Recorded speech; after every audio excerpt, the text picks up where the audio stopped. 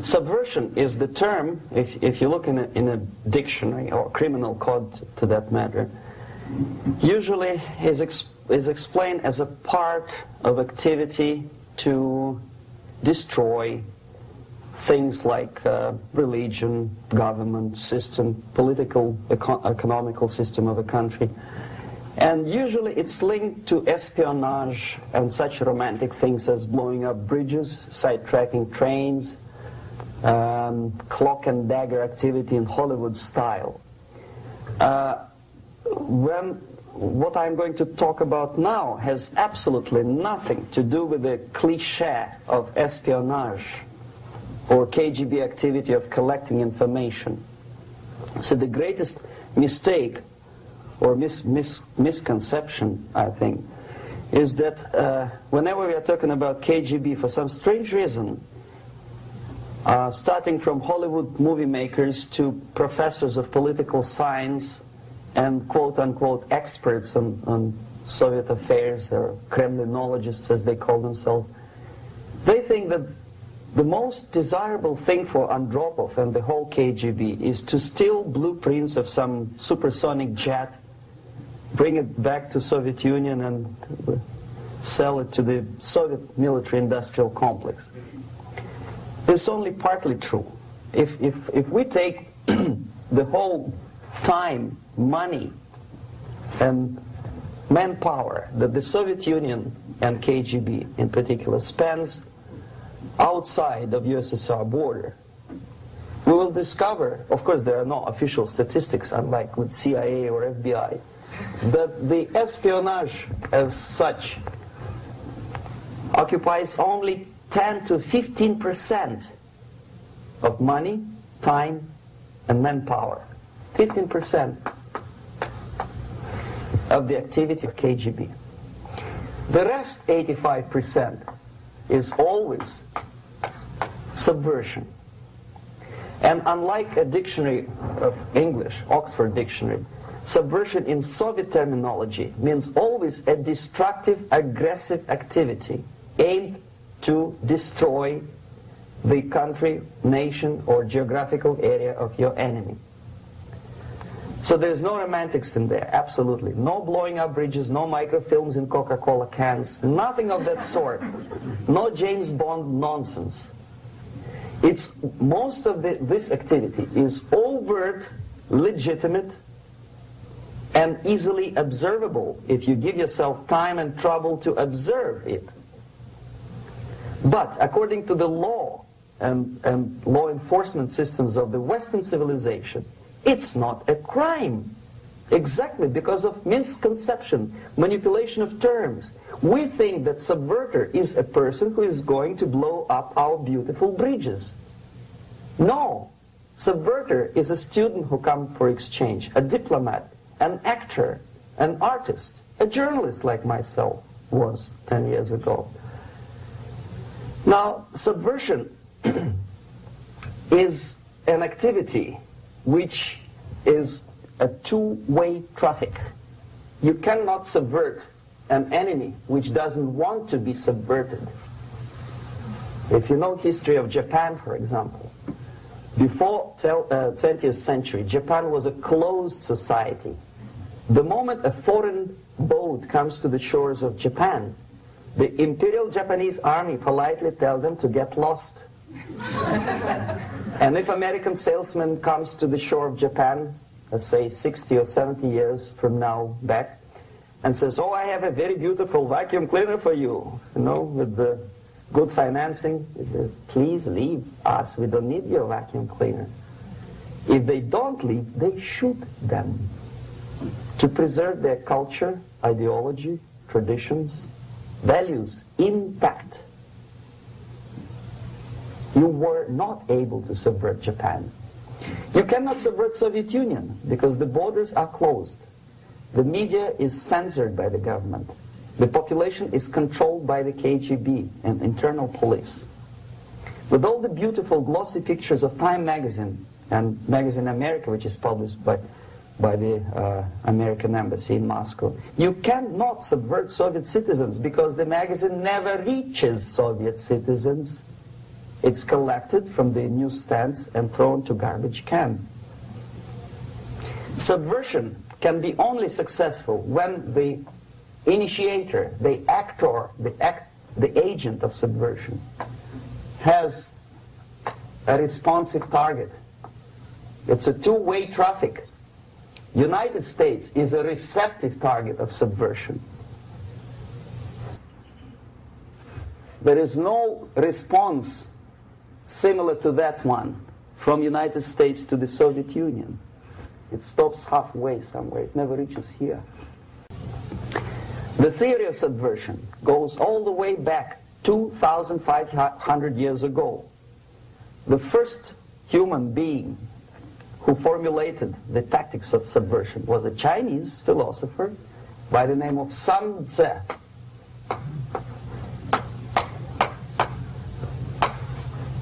To 2,500 years BC.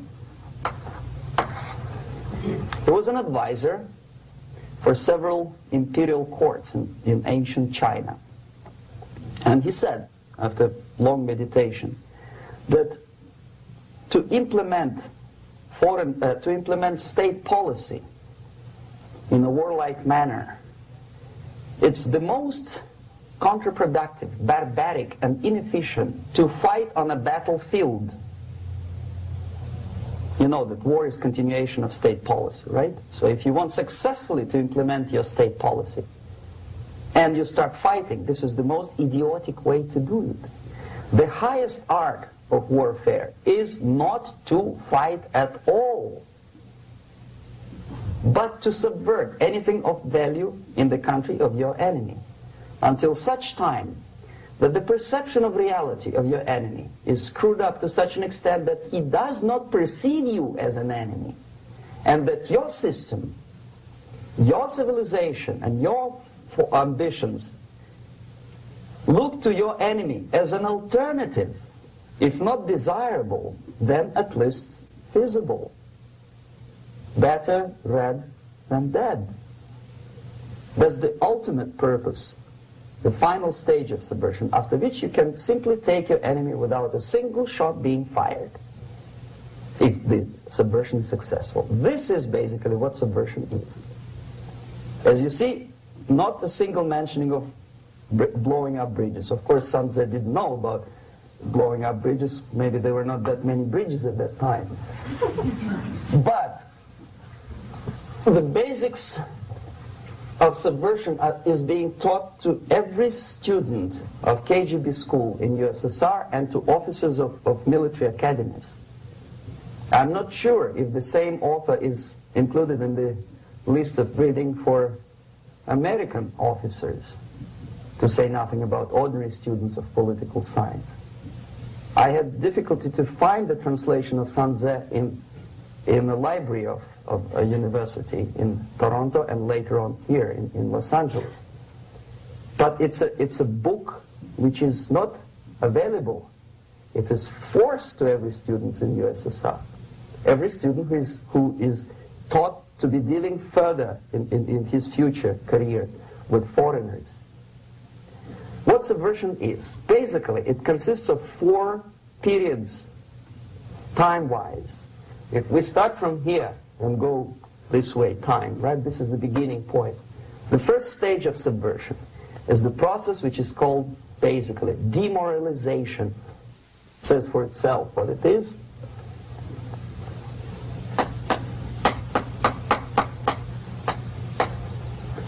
It takes from, say, 15 to 20 years to demoralize a society. Why 15 or 20 years? This is the time sufficient to educate one generation of students or children. One generation. One lifetime span of a person, a human being, which is dedicated to study, to shaping up the outlook, ideology, personality. No more, no less. Usually it takes from 15 to 20 years. What it includes? It includes influencing, or by various methods, infiltration, propaganda methods, direct contacts, doesn't really matter. I will describe them later. Of various areas where public opinion is formulated or shaped. Religion, educational system, social life, administration, law enforcement system, military, of course, and labor and employer relations, economy. Okay? 5 areas. I will not write them down because we will not have enough space. Sometimes when I describe all the methods, students ask me question, are you sure this is the result of the Soviet influence? Not necessarily. You see, the tactic of subversion, about which I'm talking, is similar to the martial art, the Japanese martial art. If some of you are familiar with that tactic, probably you will remember that if an enemy is bigger and heavier than yourself, it would be very painful to resist his direct strike. If a heavier person wants to strike me in the face, it would be very naive and counterproductive to stop his blow. The Chinese and Japanese judo art tells us what to do. First to avoid the strike, then to grab the fist and continue his movement in the direction where it was before, right? Until the enemy crashes in the wall. You see? So, what happens here? The target country obviously does something wrong. If it's a free democratic society, there are many different movements within the society. There are obviously, in every society, there are people who are against this society. They may be simple criminals, ideologically in disagreement with the state policy, conscientious enemies, simply psychotic personalities who are against anything. Right? And finally, there are a small group of agents of a foreign nation, bought, subverted, recruited. Right? The moment all these movements will be directed in one direction, right? This is the time to catch that movement and to continue it until the movement forces the whole society into collapse, into crisis, right? So that's exactly the martial art tactic. We don't stop an enemy. We let him go. We help him to go in the direction we want them to go. Okay? So, on the stage of demoralization, obviously there are tendencies in each society, in each country, which are going to opposite direction from the basic moral values and principles. To take advantage of these movements, to capitalize on them, is the main purpose of the originator of subversion. So we have religion, we have education, we have social life, we have power structure, we have labor relations, unions, and finally we have law and order. 1, 2, 3, 4, 5, 6. Okay? These are the areas of application of subversion. What it means exactly? In case of religion, destroy it, ridicule it, replace it with various sects, cults, which bring people's attention, faith, whether it is naive, primitive, doesn't really matter. As long as the basically accepted religious dogma is being slowly eroded and taken away from the supreme purpose of religion, to keep people in touch with the supreme being, that serves the purpose. Therefore, replace it, accepted, respected religious organizations with fake organizations. Distract people's attention from the real faith and attract them to various different faiths. Education. Distract them from learning something which is constructive, pragmatic, efficient. Instead of mathematics, physics, foreign languages, chemistry, teach them history of urban warfare, natural food, home economy, your sexuality, anything, as long as it takes you away, okay, Social life. Replace traditionally established institutions and organizations with fake organizations. Take away the initiative from people. Take away the responsibility from naturally established links between individuals, group of individuals, and society at large, and replace them with artificially, bureaucratically controlled bodies. Instead of social life and friendship between neighbors, establish social workers institutions. People who are on payroll of whom? Society? No. Bureaucracy. The main concern of social workers is not your family, not you, not social relations between groups of people. The main concern is to get the paycheck from the government. What will be the result of their social work doesn't really matter.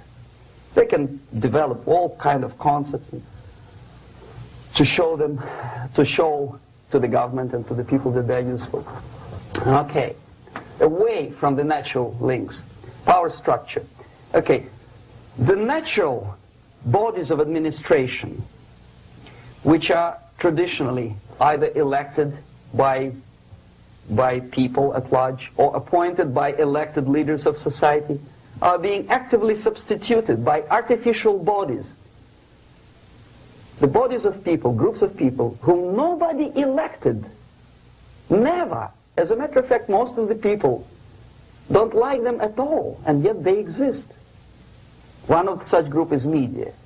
Who elected them? How come they have so much power?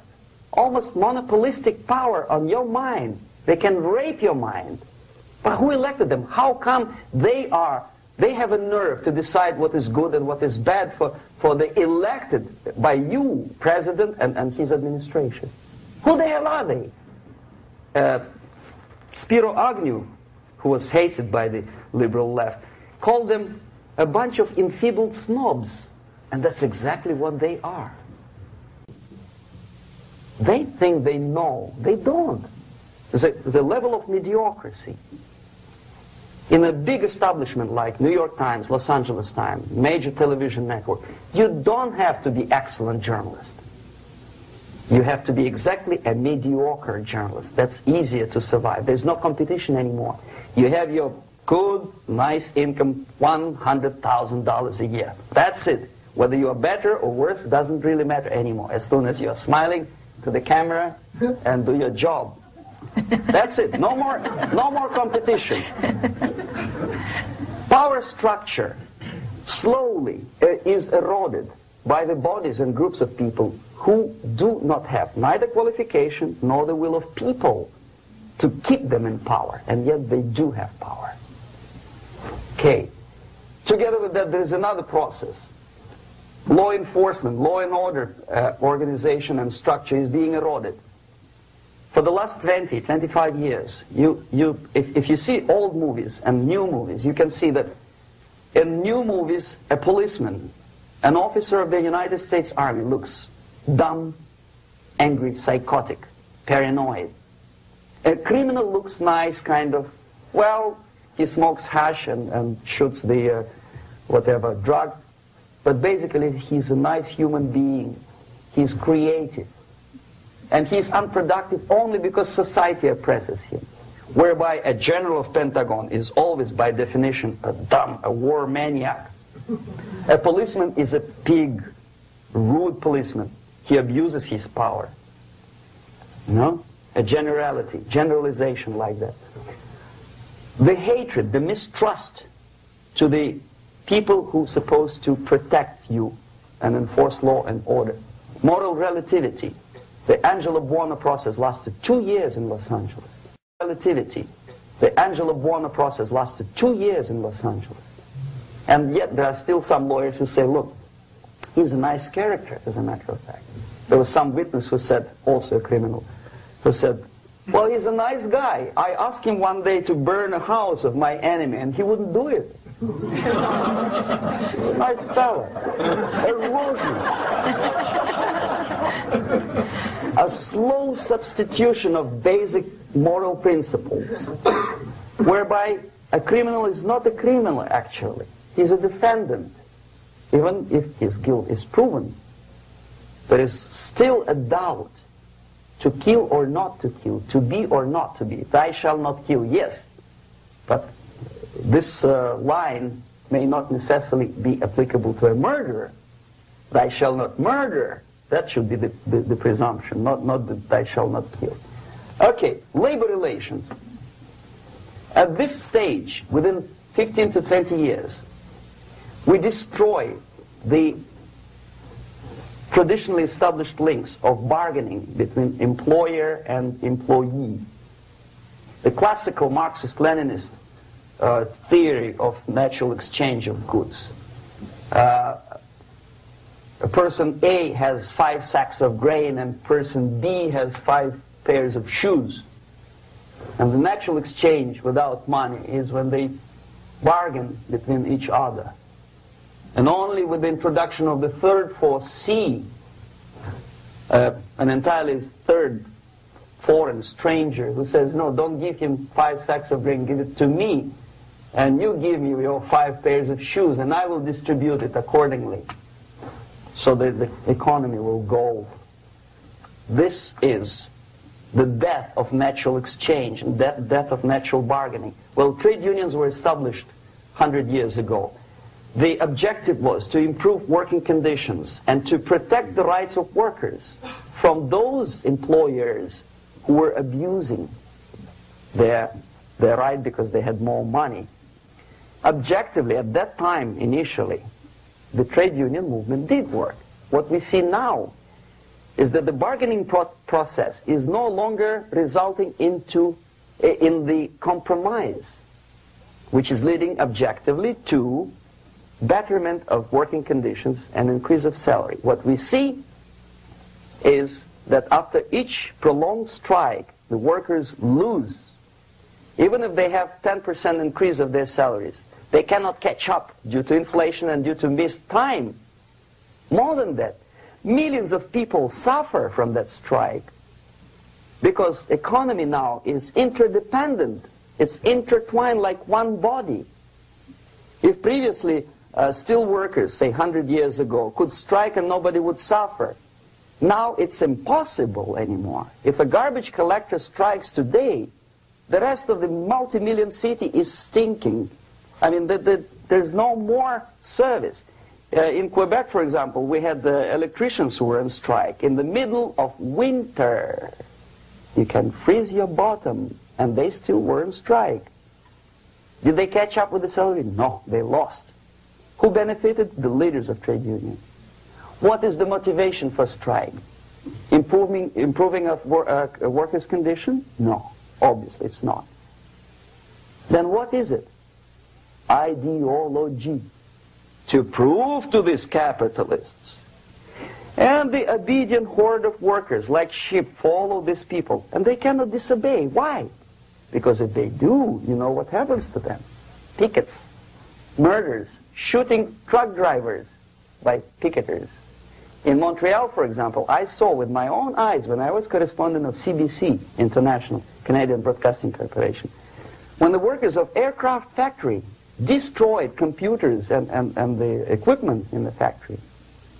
And the administration employed strike breakers. Their cars were turned upside down and burned. Their houses were burned. Their kids were intimidated. And some victims were there. Of that you can be sure. Why? To improve conditions of workers? No. Ideology. Okay, so this is what happens basically. It may or may not happen without the help of the Soviet Union. But the natural tendencies are being greatly taken advantage of and capitalized by the Soviet propaganda systems. How?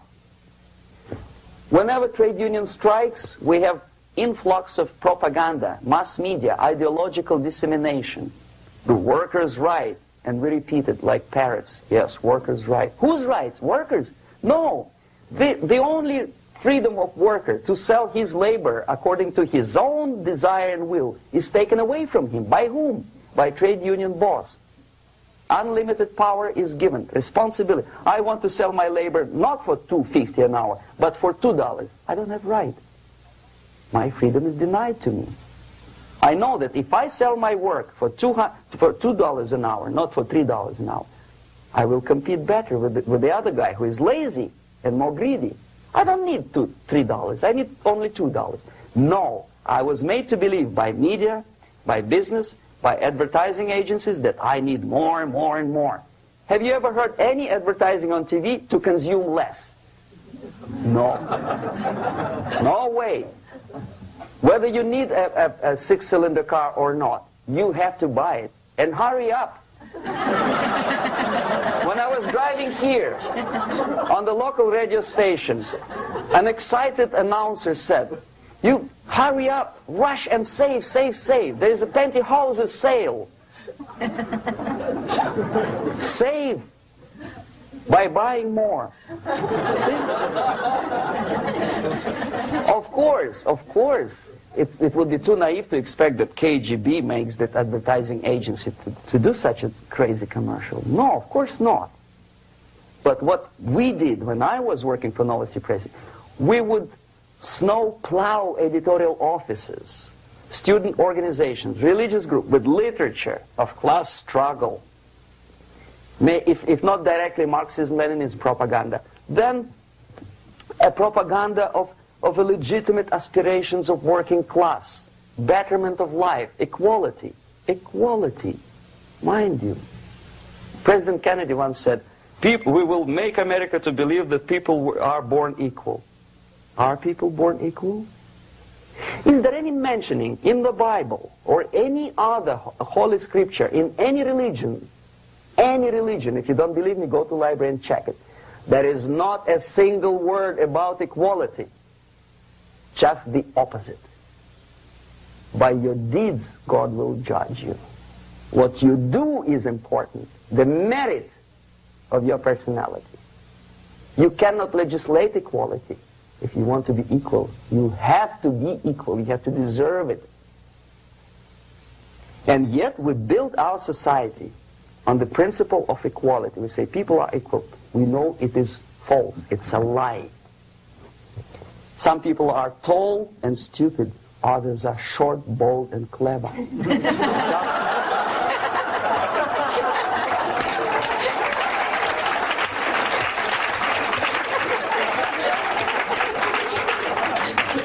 If we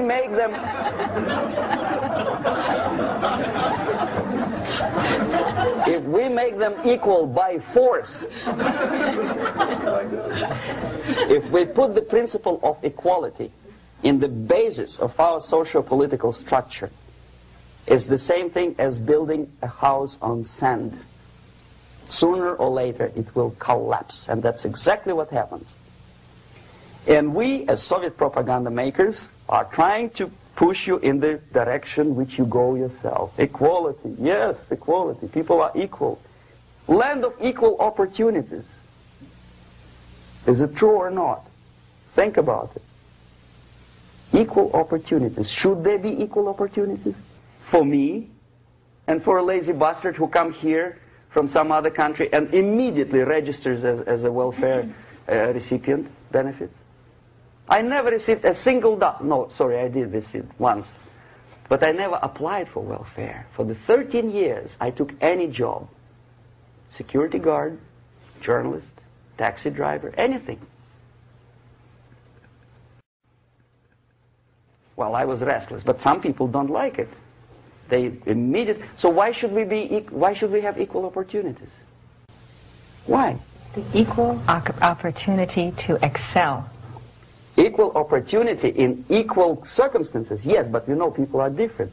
To excel, yes, provided we reach the same level of excellency, perfection, which is hypothetical, distant future. Yes, maybe. But we know perfectly well that even with the best intentions, people could not be equal.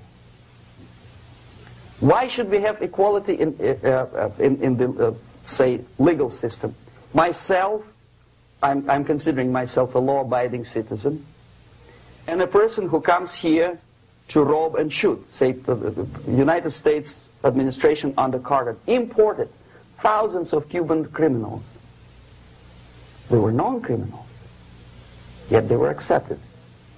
Do you think it's fair if myself and my wife from Philippines, who work like a, excuse me, horse as a lab technician in the hospital, should have the same rights as a criminal from Cuba?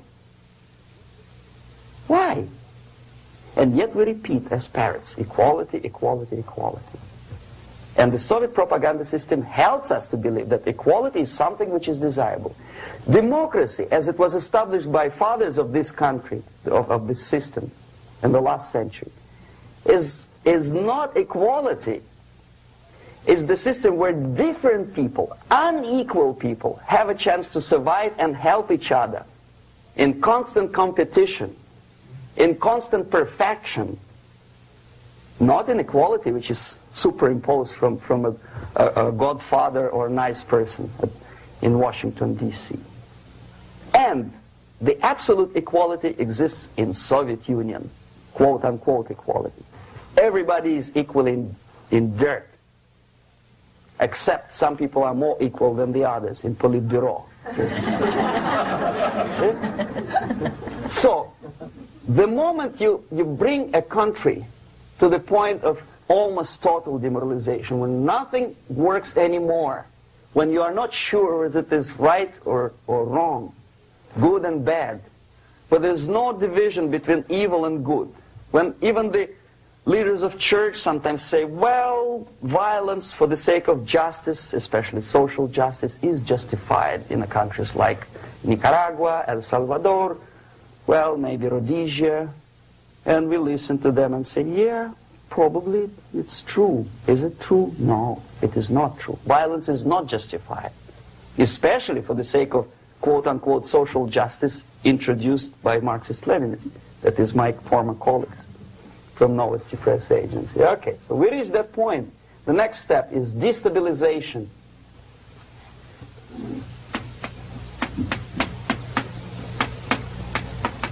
Again, this word says for itself what it is. To destabilize all the relations, all the accepted institutions and organizations in a country of your enemy.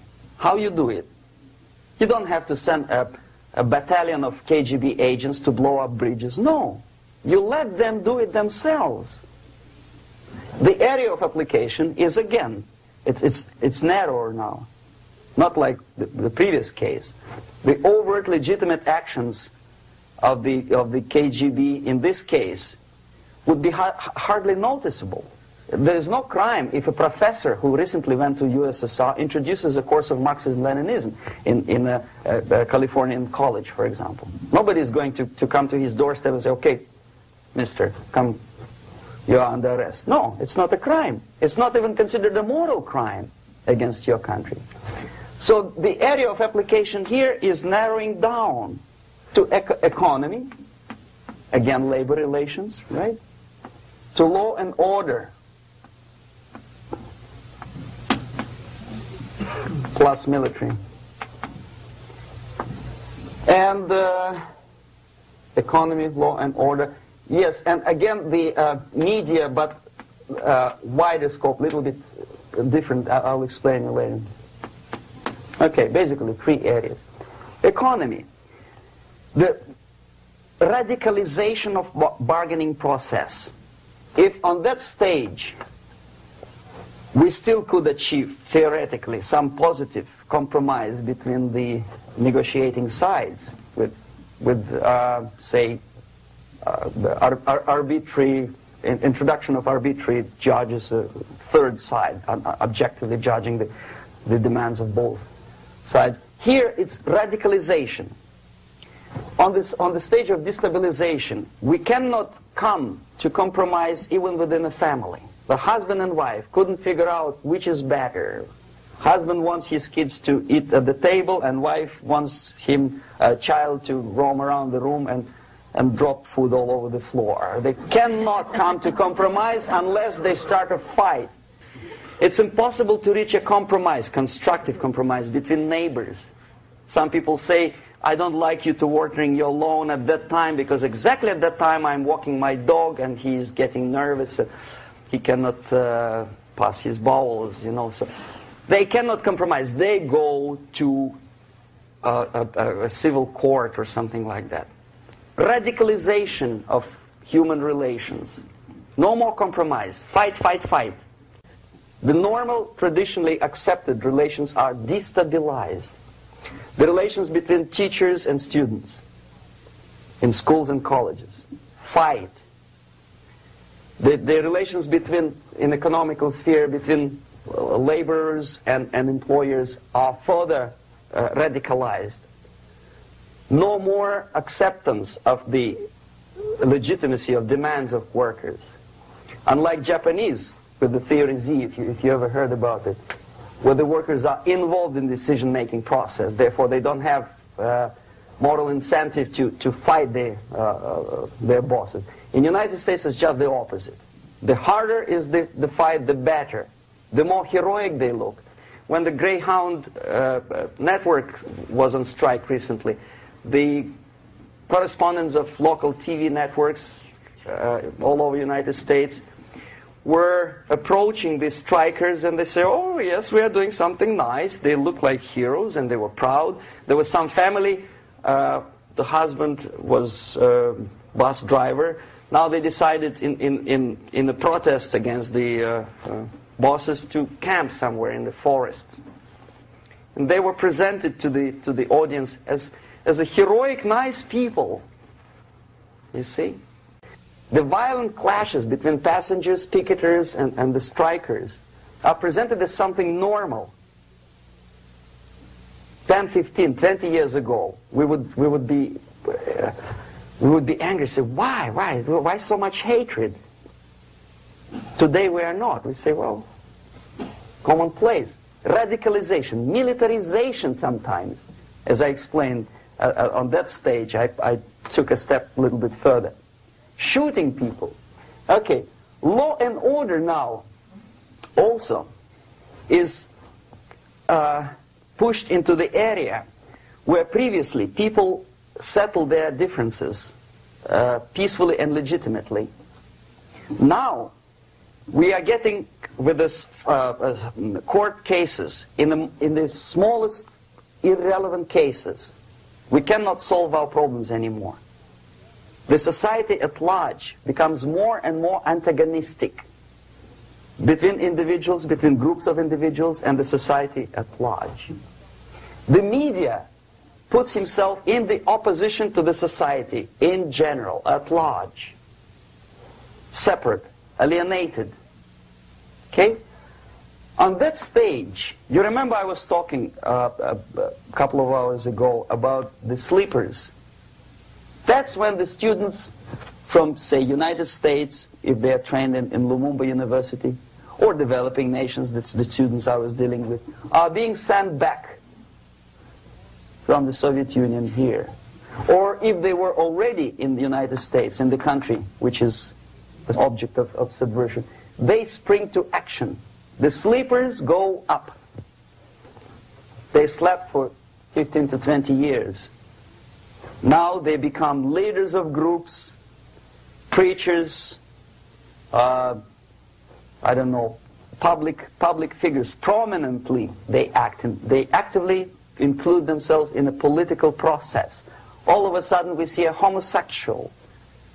15 years ago he did his dirty job and nobody cared. Now he makes it a political issue.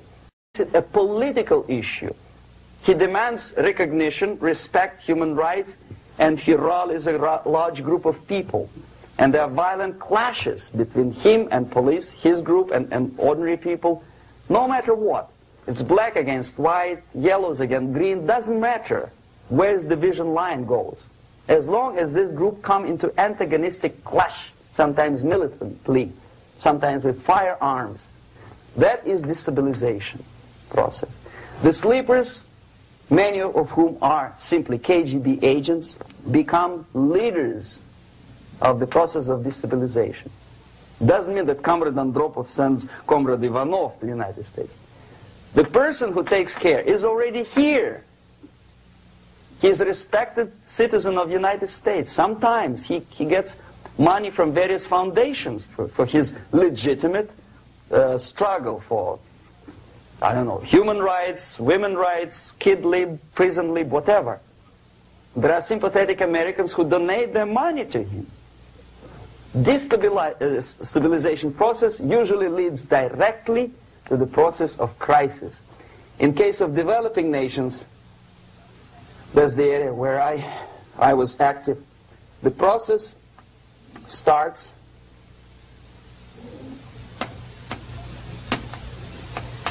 when the legitimate bodies of power, the social structure collapse. It cannot function anymore. So instead, we have artificial's body injected into society, such as non-elected committees. You remember I was talking about them here. Social workers who are not elected by people, media who are self-appointed rulers of your opinion, some strange groups which claim that they know how to lead society forward. They don't usually. All they care is how to collect donations and sell their own concocted ideology, mixture of religion and ideology. Here, we have all this artificial's body claiming power. If the power is denied to them, they take it by force. In case of Iran, for example, all of a sudden we have revolutionary committees. What kind of revolution? There was no revolution yet, and yet they had the committees. They were taking power of judgment. They had the power of execution, they had the power of legislation, and that they had the power of judicial. All of them combined in one person, who is half-baked intellectual, sometimes graduated from Harvard University or Berkeley. He comes back to his country and he thinks that he knows the answer to all the social, economical problems. Okay? Crisis is when society cannot function any more productively. It collapses, obviously. That's the word for crisis. So therefore, the population at large is looking for a savior. The religious groups are expecting a messiah to come. The workers say, we have family to feed. Let's have a strong government, maybe socialist government, centralized. When somebody put the employers on their place and let us work. We are sick and tired of going to strike and missing overtime and all that stuff. We need some strong man, strong government, a leader, a savior is needed. Population is sick and tired already. And here we are. We have a savior. Either a foreign nation comes in, or the local group of leftists, Marxists, no matter what they call themselves, Sandinista, a reverend or some sort, Bishop Muzureva, like in Zimbabwe, doesn't matter. A savior comes and says, I will lead you. So we have two alternatives here. Civil war and invasion. Okay? See how it goes? Civil war, we know what it is. Lebanon is the best example. The civil war, which was artificially implanted in Lebanon by injection of force of PLO, Palestinian Liberation Organization. Invasion we have in many other countries like Afghanistan, name any East European country, it was invaded by the Soviet army. But the result is the same. The next stage is normalization. Normalization is a very ironic word, of course. It is borrowed from 1968 situation in Czechoslovakia, when the Soviet propaganda and after them New York Times declared the country is normalized. The tanks moved into Prague, so there is no more Prague Spring, there is no more violence. Normalization. At that stage, the self-appointed rulers of the society don't need any revolution anymore. They don't need any radicalism anymore. So this is the reverse from destabilization. Basically, it is stabilizing the country by force. So all the sleepers and activists and social workers and liberals and homosexuals and professors and Marxists and Leninists are being eliminated physically sometimes. They've done their job already. Okay? They are not needed anymore. The new rulers need stability to exploit the nation, to exploit the country, to take advantages of the victory. Okay? So no more revolutionaries, please. And that's exactly what happens in a number of countries. You remember Bangladesh? This is the crisis in which I was instrumental. First they had Mujibur Rahman. In 1971 he was the leader of People's Party, Awami League, with mustache like Stalin. He was in Russia many times. In 5 years he was shot by his former colleagues, Marxists. He fulfilled his function. In Afghanistan it happened 3 times. First there was Taraki, then there was Amin, now there's Babrak Karmal. They killed each other successively, one after another. The moment he fulfills his duty, the first one demoralized country, the second destabilized, the third one brought it to crisis. Goodbye, comrades. Babrak Karmal comes from Moscow and put into the seat of power. Same thing happened in Grenada recently. Maurice Bishop, Marxist, was killed by Austin, what's his name, General something, who was also a Marxist. Right? So no more revolutions, please. Normalization now. From now on, no more strikes, no more homosexuals, no more women lib, no more kid lib, no more lib, period. A good, solid, democratic, proletarian freedom. That's it. Now, to reverse this process takes enormous effort. When today, United States had to invade Grenada to reverse the process of subversion. Some people say, boy, this is not good, it's not kosher to invade the beautiful country, island of Grenada. Well, why didn't you stop the process here, when Grenada was just approached by leftists? Why not to prevent Maurice Bishop to come in power in the first place? Did Grenadians want him? Very questionable. They didn't know who was Maurice Bishop in the first place. He came to power by coup d'etat himself. Okay? No, we let the situation develop further and further and further until the crisis and normalization very soon. And then the United States decided to invade country, discovering that the country was absolutely a military base for the Soviet Union. Of course it's a drastic measure. Of course it's a pity that Marine Corps had to lose, what, 17 lives. Very bad. Why not to stop the process before it comes to crisis? Oh no, intellectuals will not let you. It's interference into domestic affairs. They're very careful not to let American administration to interfere in domestic affairs of Latin American countries. They don't mind Soviet Union interfere in these affairs. Okay. So to reverse this process, from here, it takes only and always military force. No other force on earth can reverse this process at this point. At this point, it does not take military invasion of the United States Army. It takes strong action, like in Chile.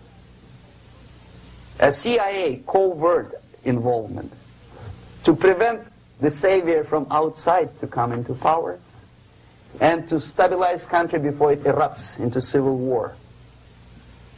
Country before it erupts into civil war. Okay? Support the right-wing conservative forces. By money, by crooks or love, doesn't matter. Stabilize the country. Don't let the crisis develop into civil war or invasion. Oh no, your liberals will say it's against the law. The Congress will not appropriate money for covert actions of CIA. Why not?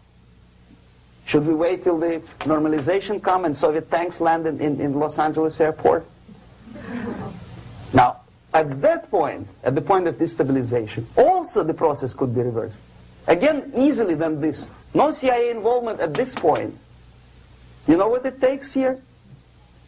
Restriction of some liberties for small groups which are self-declared enemies of the society. As simple as that. Oh no, the media and liberals will tell you this is against the American Constitution. How can we by force deny the civil rights to criminals, for example. It's not good. Okay? So we allow them to... Okay, if you allow the criminals to have civil rights, go on and bring the country to the crisis. This is a bloodless way to do. Curb the rights. I mean, not to put them in prison. No, I'm not talking about putting all the gays from San Francisco in the concentration camp. Do not allow them to take political force. Do not elect them to the seats of power, whether it is municipality level, state level, or federal level.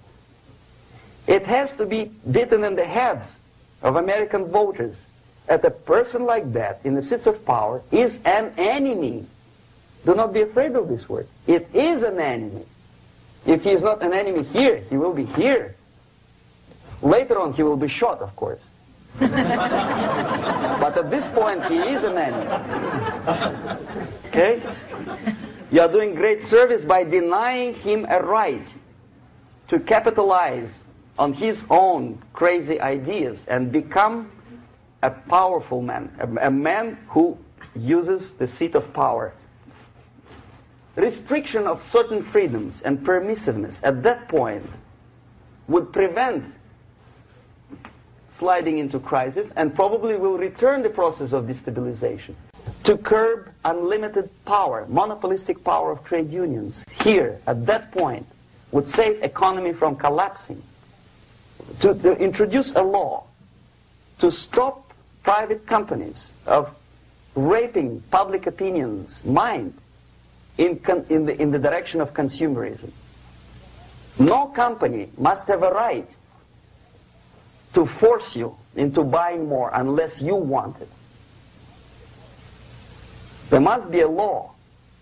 You want to advertise your car? Okay. But not a single mentioning of buying it now and saving money. It must be against the law to force people to consume more. Self-restraint. Previously, before this process started, the self-restraint was a business of church, religion. Because our preachers, the fathers of church, would tell us, material values are good, but it's not the prime function of human being. Because you have to live with something. Obviously, the design for our life is not to consume more deodorants. There must be something greater. If such a complicated instrument as human body was created, obviously there must be some higher purpose for that. And it's very easy to avoid destabilization by denying the greedy companies one little freedom, one little liberty, forcing you into turning yourself into processors of unwanted products and goods. They turn you into machines, like the worm who there's inlet and outlet. So, and how long an average appliance lasts these days? Less than a year. Why? Where's workmanship? Oh, we want you to buy more. Okay. Destabilization process could be easily overcome if, as I say, the society, by its own will or after persuasion by the leaders, will come to the idea of self-restraint. It's so hard we want to consume more, but you have to. Unless you will come to this stage, when, as we say in Russia, if Sahara Desert ever becomes a communist state, there will be shortage of sand. So you have to curb your... You have to curb your expectations at this point before it's too late. But no, we don't want to do it. Demoralization process. Again, it's the easiest thing to reverse. First of all, by restricting import of propaganda. The easiest thing to do. Unlimited, unrestrained import of Soviet literature, Soviet journalists, giving Soviet propaganda and ideological agitators equal time on American TV network. It has to be stopped. And it's easy. They won't be offended, mind it. As a matter of fact, they will respect America more. But when my former colleague Vladimir Posner appears on Nightline, and Ted Koppel asks him, well, Vladimir, what do you think about this? And what can he think? He's an instrument of propaganda. He thinks what Comrade Andropov tells him to think. He's just a nice, articulate mouthpiece of the Soviet subversion system. And Ted Koppel makes you believe that my friend Vladimir Posner thinks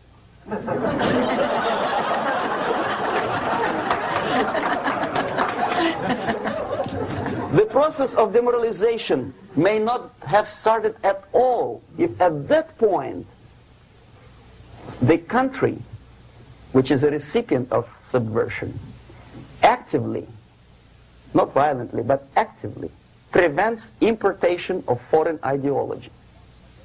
I don't want America to follow the pattern of ancient Japan. You don't have to shoot every foreigner when it approaches the sacred borders of the United States. But when he offers you a junk in the disguise of very shiny something, you have to tell him, no, we have our own junk.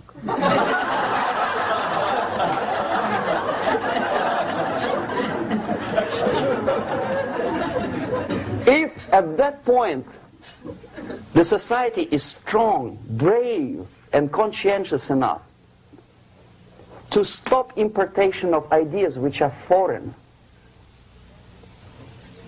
then the whole chain of events could be prevented. Recently I've been to Philippines, and I was shocked how in big cities like Manila, children listen to deafening music.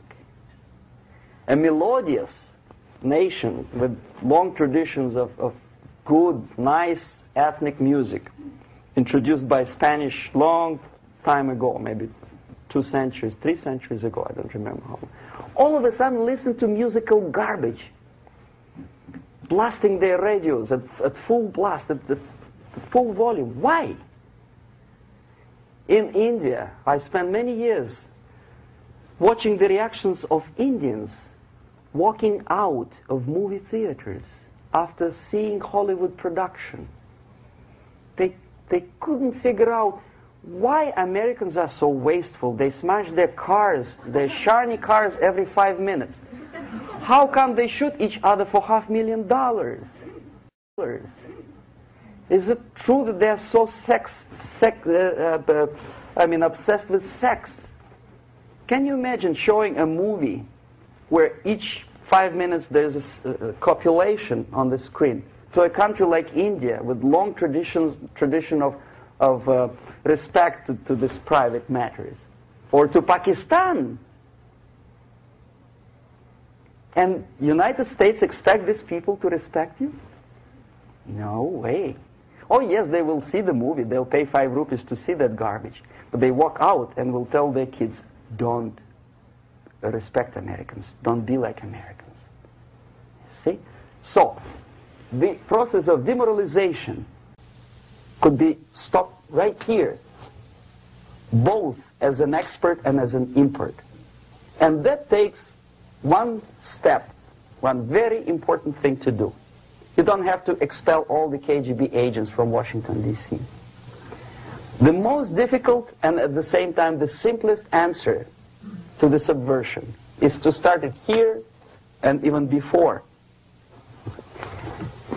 by bringing back the society to religion, something that you cannot touch and eat and put on yourself, but something that rules society and makes it move and preserve it. A Soviet scientist, Shafarevich, who has nothing to do with religion, he is a computer scientist, did a very intensive research on the history of socialist countries. He calls socialist or communist any country with a centralized economy and a pyramidal style of power structure. And he discovered, actually he didn't discover it, he just brought to attention of his readers, that civilizations like Mohenjo-Daro in the river Indus area, like Egypt, like Maya, Incas, like Babylonian culture, collapsed and disappeared from the surface of earth. The moment they lost religion, as simple as that, they disintegrated. Nobody remembers about them anymore. Well, distantly. So, the ideas are moving society and keeping mankind as a society of human beings, intelligent, moral agents of God. The facts, the truth, the exact knowledge may not. All the sophisticated technology and computers will not prevent society from disintegrating and eventually dying out. Have you ever met a person who would sacrifice his life, freedom, for the truth like that? This is truth. I never met a person who said, this is truth and I'm ready to shoot me. To defend the truth. Right? But millions sacrifice their life, freedom, comfort, everything for things like God. Like Jesus Christ. It's an honor. Some martyrs in the Soviet concentration camp died. And they died in peace. Unlike those who shouted, "Long live Stalin," knowing perfectly well that he may not live long. Something which is not material moves society and helps it to survive. And the other way around. The moment we turn into 2 by 2 is 4 and make it a guiding principle of our life, our existence, we die. Even though this is true, and this we cannot prove. We only can feel and have faith in it. So the answer to ideological subversion, strangely enough, is very simple. You don't have to shoot people, you don't have to aim missiles and Pershings and cruise missiles at Andropov's headquarters. You simply have to have faith and prevent subversion. In other words, not to be a victim of subversion. Don't try to be a person who in judo is trying to smash your enemy and being caught by your hand. Don't strike like that. Strike with the power of your spirit and moral superiority. If you don't have that power, it's high time to develop it. And that's the only answer. That's it. Thank you.